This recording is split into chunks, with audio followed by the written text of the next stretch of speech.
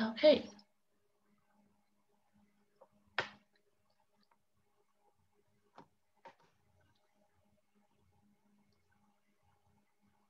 Okay, so we're recording. Hi everyone, this is our author talk with Cindy Stewart. We're talking to her about her new book, The Great Canadian Woman, Volume 2.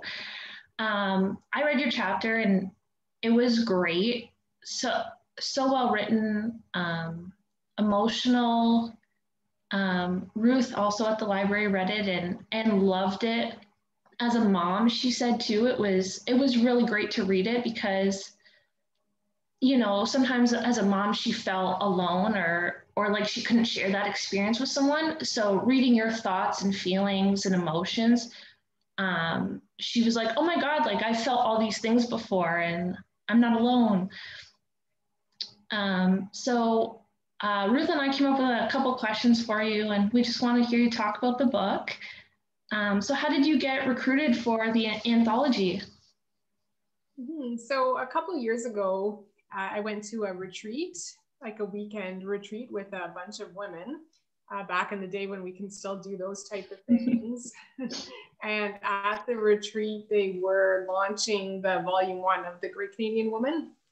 So I've always had quite the book addiction. Like I can't see a book and not buy it. So of course I bought it and I read it pretty quickly because I found it very captivating. As soon as I would read one chapter, like I didn't want to stop reading that chapter. And so I just sort of plowed through the volume 1 book. And I was really inspired and touched by how honest the authors were. And I saw the value in sharing, their stories so that we can kind of connect and grow empathy and understanding towards each other. So I was just really impressed by the project. I started following them. And then when they put out a call for authors for volume 2, I thought that I would want to be a part of that. So I applied to be one of the authors and then the rest is history. After applying, then I was committed, right? So it was a great experience because it held me accountable to actually write it and edit it and finish it. Yeah, so it was quite the experience. So for people watching who don't know, what is your chapter about? So in my chapter, I write about my journey towards motherhood through infertility and then adoption. I guess I don't want to give away too much of it, but really that's the entire chapter. I just dive quite deep, I suppose, into the experience. Something that I noticed when I was reading is you spend time reflecting on women's roles. And you talk about the stay-at-home mom and the modern working woman. And I was wondering if you could speak more to that. Yeah, I think in my chapter, I started out on that topic. And the thing that really strikes me, or I notice it sounds like nails on a chalkboard to me, is when I hear women, or I even hear myself answering the question, like, what do you do? People ask you, what do you do? They mean, where do you work?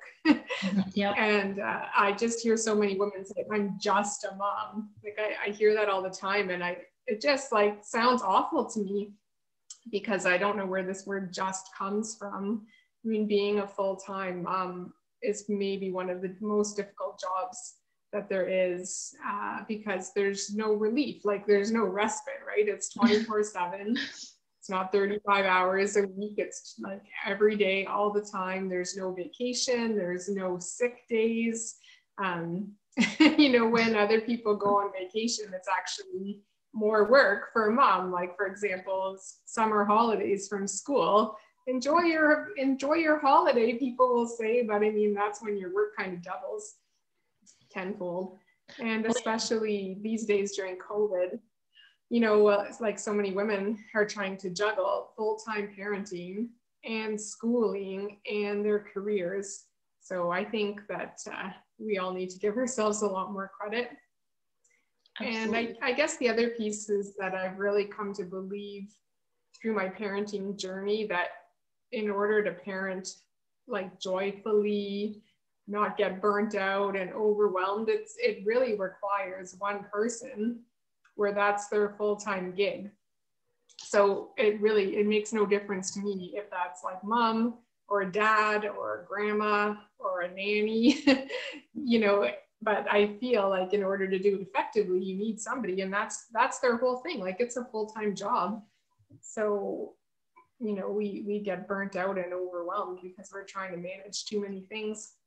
And I guess my point was that the way we've set up our economy these days, it's really very difficult to manage a family on one income. So both parents need to go out and work, but you don't have enough money to hire a full-time housekeeper and nanny person. So I think, you know, some kind of reevaluation of our social structure is called for. I don't have the answer, but I just know that what's expected of parents these days it's like impossible. It's too much. So something has to change. Hopefully that will. Maybe it won't look the same for every family, you know, but as a society, I think we could really evaluate that a little bit. But it's really interesting to bring it up too, because I know there's a term often used with that called unpaid labor. And that's exactly what it is. Being a mom or being a parent is a lot of unpaid labor that maybe societally we don't usually consider as work or labor. You know, it's just something you have to do, but it is a full-time job for sure. Yeah. And I mean, with any kind of labor, there has to be an exchange. That's what makes it work. You know, you go to your job, you give them your time and your effort, they give you their money. It's an exchange. So at the end of the day, it's even, right? But in terms of parenting, you put a lot out, but there's really like nothing coming in. It's not to say that it's not joyful and you are satisfied, you know, but it's not like you said, you're earning a wage for that. And even in terms of positive feedback, nobody's sitting down with you once a year and giving you a performance appraisal, you know, like patting you on your back. Your clients are your children, you know, and so they're not the greatest of giving positive praise. Like, wow, thank you for making my vegetables today, or like, I'm really happy you're limiting my screen time. You know, you don't get this kind of feedback. So yeah, that's too funny. Another question I had about the chapter. So I have a degree in English literature, and I was looking at it through that kind of analytical lens. And I noticed that through the chapter, you juxtapose motherhood and trauma. And, you know, motherhood is it's a positive, joyous, it's such a great experience. But do you agree that, you know, motherhood is trauma? Yeah, absolutely. I think that's the case. And I think that it's really important for us to start talking about that. You know, I mean, the word trauma gets thrown around a lot these days because it's a spectrum, right? There's like little tragedies, giant tragedies. But I mean, I'm sure that motherhood falls on that spectrum. And one thing that I've learned is that like the better supported people facing trauma are, the less likely there's going to be negative effects from that trauma. So for example, you can have two people who witness a violent crime. One person right away is supported and the other person maybe is blamed or, you know, like accused. The person who feels supported is less likely to suffer these like sort of like PTSD symptoms. So I feel like that's where trauma and motherhood kind of play as well, because we have some mothers who are very well supported. They have a group of people with similar experiences. They have family, friends, you know, helping them out. And then other mothers are very isolated. They feel like their experience is different from everyone else. Maybe they don't have extended family around. And so even though we have two mothers with the same experience, the ones that don't have that support system, they can face some enormous challenges. It's funny because when I wrote the chapter, I wasn't really thinking about trauma at all. So it was really interesting for me to read that question from you, because I thought, wow, I feel like trauma plays out in my life a lot. And it even came through in my writing without that necessarily being my intention. I think like specifically for adoptive parents, that trauma plays a big role in the family because the children often come with trauma, and parenting traumatized children, just the nature of that, leads to secondary trauma. I mean, I know so many adoptive parents, or specifically mothers, that are dealing with that type of issue, and myself included. And then back to the support system, there's a lack of support, for adoptive parents generally, because it's just not the norm, right? If you go to a play group, 9 out of 10 of the parents there are birth parents, and you're sort of an outsider, or at least that was my experience. Maybe that's not for everybody, but for me, that's how it was. Yeah. How easy or how hard was it to find resources about, adoption, being a mom with adopted kids? Mm-hmm. For me, I found it was like, it's sort of two things at the same time, because there was a lot of resources. I mean, I did a lot of reading. You have to attend a workshop to learn about adoption, but you do all this before you actually like have any children. It doesn't make sense until you're right in the trenches. And then all of a sudden you're like, oh, but how to apply this practically, right? So I feel like there's a lot of theory out there, but in terms of practically applying it to your family, I didn't find it was very easy at all. And when you reach out for help, I found it difficult to get practical advice that I could actually implement. The one thing that has been a positive outcome of COVID anyway is that now there are a lot of services that are more accessible because everybody's doing things virtually. So, you're not limited to your own region, and especially in Northern Ontario, that's been important. So you just don't have the specialists here or people with experience. And I think that that's for adoption, but also probably many issues, now that we can access things virtually, sort of opens up the whole world. Absolutely. And it's not accessible to have to drive, 1, 2, 3 hours to go to Sudbury, Sault Ste. Marie, the closest city. So I definitely agree, having it online is an opportunity. Well, exactly. As much as it sucks at the same time. Even in Sudbury and Sault Ste. Marie, there's not a quote like adoption competent specialist therapist in Sudbury or Sault Ste. Marie. Maybe the closest place might be Barrie. Okay. So, and I've had healthcare professionals suggest to me before, like they look at my area code and they say, oh, this person is in your area and they're in Barrie. It's like I'm not going to drive to Barrie once a week. No. So. Oh, that's so funny. So for anyone going through this experience, do you have any advice for them? I think I was thinking about that question a lot, and there's so much advice for women dealing with infertility, like so much stuff out there, and people tell you some things and you just think like you're crazy, but then that advice might work for someone else, Yeah. So really some things are going to resonate with some women and other things with other women. But the one thing I feel that would be universal is to find some kind of support, like join a support group, find other women who are going through similar experience, or, women who have been through it and come out the other side. I feel like that will be so beneficial, just to know that you're not the only person in that situation, to see other women who've, dealt with it and survived. They're still alive, everything worked out in some way or another. And so again, going back to the pandemic now there's all kinds of support groups available virtually that you can join.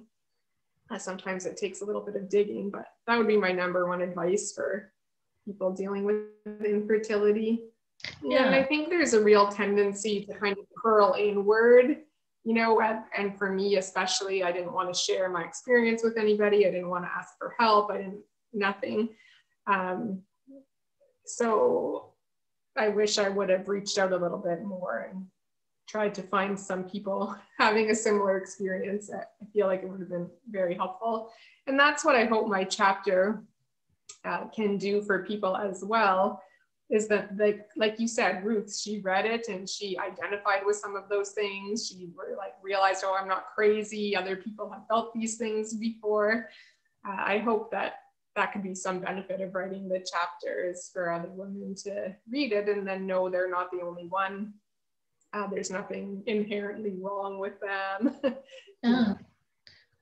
But that's a great thing about writing too, is that you get to reach all these people and they take out of it what they need, right? Not necessarily what you put into it, but yeah, which is great. Yeah, absolutely. And I feel that way about reading too. You can read the same book over and over, and every time you read it, you're going to take something new away because it's what you need in that moment. Yeah. Yeah. So the chapter of the anthology is The Great Canadian Woman, which I think is a great title. And I was wondering, how does being a great Canadian woman influence your writing? Well, I think, you know, the Canadian part really shines through in my writing because I've always been very loyal to Canada. Go Canada. I think this is a great country. You know, so I've always been like sticking up for our country, and I think that shines through. But at the same time, I demand a high standard. So I think in Canada, there is still a lot of inequity. For us in Northern Ontario, you know, we don't have access to the same services that they have in Southern Ontario, even though everybody pays the same taxes. You know, so that I hope that comes through in my writing and my life as well. The term, the Great Canadian Woman, that really resonated with me because I strongly feel that the Great Canadian Woman is the one that nobody knows about. You know, the women who are just waking up every day and being present with their families and being present in their careers and trying to be the best version of themselves that they can be, the one who's authentic, honest, Yeah. you know, doesn't put on this face. That's actually one thing that I think of about Canadians is it's more real. You know, I mean, if I try and compare like Canadians to Americans, and not on an individual level because there's so many wonderful Americans that I know, but as a whole, Canadians just seem more like real life and less Hollywood movie. Yeah. And so that's what's important to me, is for people to be honest and share their experiences honestly. And then everybody that's doing that in my books is great Canadian woman. Yeah, absolutely. That vulnerability and authenticity is important, and absolutely. I'm sorry, I'm really struck by what you said about the difference in equality between even just Southern and Northern Ontario, because I come from Southern Ontario and I moved here this year. And if you had told me this a year ago, I wouldn't have believed you. I'm like, there's no way. We're all part of Ontario. It's all the same. And it's not true at all. It's so incredibly different here. In terms of even internet is an issue out here, and telephone, and it's, you know, it's an issue of accessibility. It's incredible. Yeah. I know you lived absolutely. in Toronto for a bit as well, right?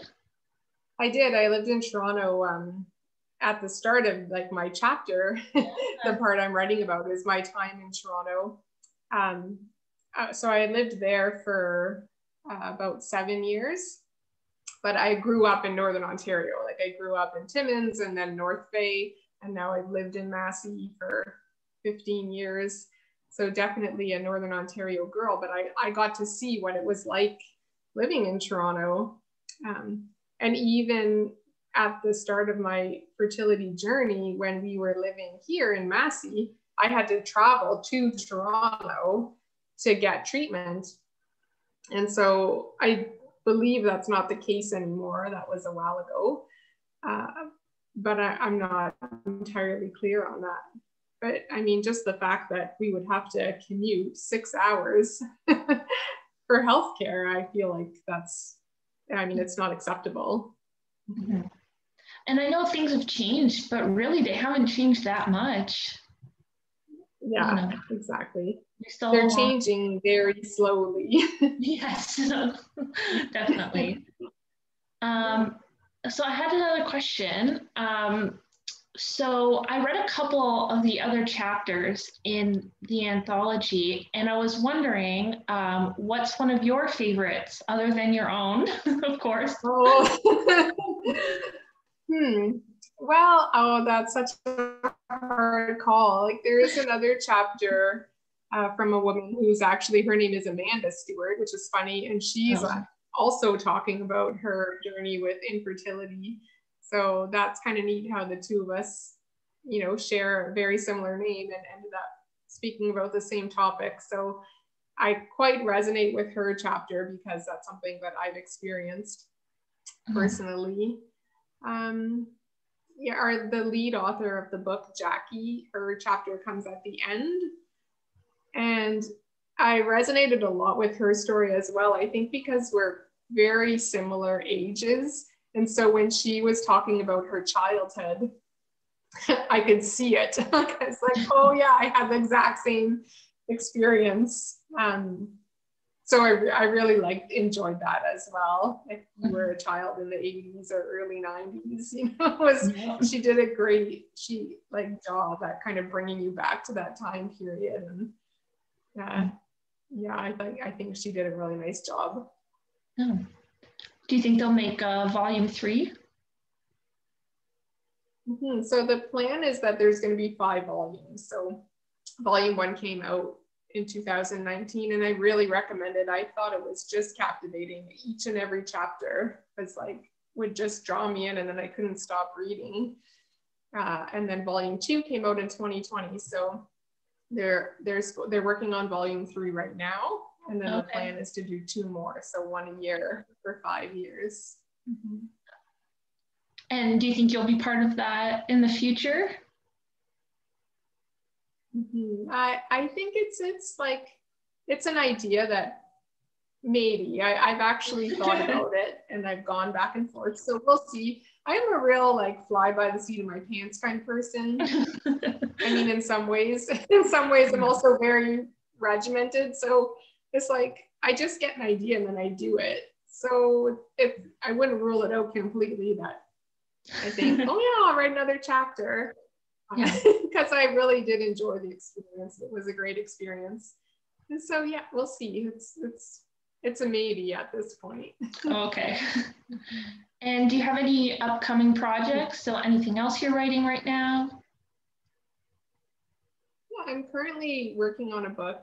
It's kind of a joke because I started writing a novel, which I had been writing in my head since I was about 11. No joke. And actually I have full scraps of writing that I've done as a young teenager, and I just kept coming back to the same story. So after I finished my chapter, I started writing that novel. I wrote about 60,000 words, which is significant. But then I had this idea for another story that I had to write, and it just wouldn't go away. So I put that one on hold, and now I'm about 2/3 done, maybe more. What I hope will be my second, published piece of writing. And so I'm writing this story about basically my children and then our experience with the healthcare system in a couple of different situations. So I hope to finish that book, before the end of 2021, and then hopefully go back to my original novel and finish that, maybe the next year. It seems like a lofty goal, so I'm trying not to put too much pressure on myself, but at the same time, I still want to get it done. I'm the kind of person, once I get invested in something, then it's hard for me to do anything else. Like I have to finish it. So I would like to get it done just so I can kind of check it off my list and get it out there. So what's the book about? Do you mind if I ask? Yeah, so the book is 2 stories. I'm going to show the story of my experience with the mental health system and one of my children, and then my experience with, the more like traditional physical health system and another one of my children. So my idea is to juxtapose those 2 experiences and just shed light on how different they were, how different I feel like I was treated in both those situations, even though I was the same person presenting to the same places. I feel like there was a huge difference in how each one played out. And I feel like there's a lot of stigma surrounding mental health, even though we're really trying hard to destigmatize it. It's not anywhere close to what needs to happen yet, even with children, so I feel like I really feel passionate that that's one of the areas we can improve in the next few years. And I hope that the book will speak to that a little bit and, shed some light, and I don't know, that something will come of it to work towards that goal. I think that's a great topic, is children and mental health, because, I feel like often we think of mental health as, something for adults, like an adult's issue, and not something that children go through and regularly. And that's so interesting to talk about that and explore that. I think that'll be really interesting to read. Yeah, I hope so. I mean, what I feel like happens a lot of time with children and mental health is 9 out of 10 people just right away say it's parenting issue. Yes. So talk to your friends, my child is depressed, it's parenting issue. Like, what are you doing wrong that your child is depressed? Or you show up at a merge, like my child is like having all of these behaviors right away, it's a parenting issue. Like you said, but then as soon as people are adults, all of a sudden it's more like understood, right? We don't take it seriously when they're kids. We just right away, it's a parenting issue. And I think sadly, or maybe fortunately in some ways, is after this pandemic, we're going to see a huge surge in children's mental health issues. I mean, everybody's already sounding the alarm bells. Yeah. So we're seeing it coming. And I say that's sad because, I mean, clearly we want our children to be healthy. And I say it's fortunate because maybe this is what we need to shed light on the situation. If all of a sudden we've got this huge percentage of children presenting with mental health issues, I don't think it's a parenting issue is going to be able to be the answer all the time. Yeah. And it's also not just a pandemic issue. I mean, that might be the trigger, but the kids who are going to have a harder time dealing with this pandemic, they might have had a harder time already, in terms of anxiety and depression and fears. Like it's just, I feel like the pandemic is amplifying kind of mental health issues that were already present in a lot of our children. So I hope that might be one good thing that comes out of this whole situation is, something to do there, not just like make an ad and say, let's talk about our mental health. That's great, but like now it's time to actually do something. What are we actually going to do to help kids with their mental health, right? Yeah, and to funnel resources towards it. Right, absolutely. And to destigmatize it and to make the resources accessible to everybody in Ontario, not just those in huge city centers, here too. Absolutely. And that means addressing underlying issues like internet connectivity and, low income and all of those issues you see in Northern Ontario, for sure. Yep, absolutely. That's right. I mean, we need to start at the root of the problem. I think you're dead on. I know. Actually, because I'm quarantining and going through COVID, I've been reading a lot lately. And I found too that a good way to deal with mental health or even just acknowledge it is reading the lives and experiences and emotions of other people. And, you know, it's a way to feel like, okay, like it's not just me, you know, someone else is going through these things. And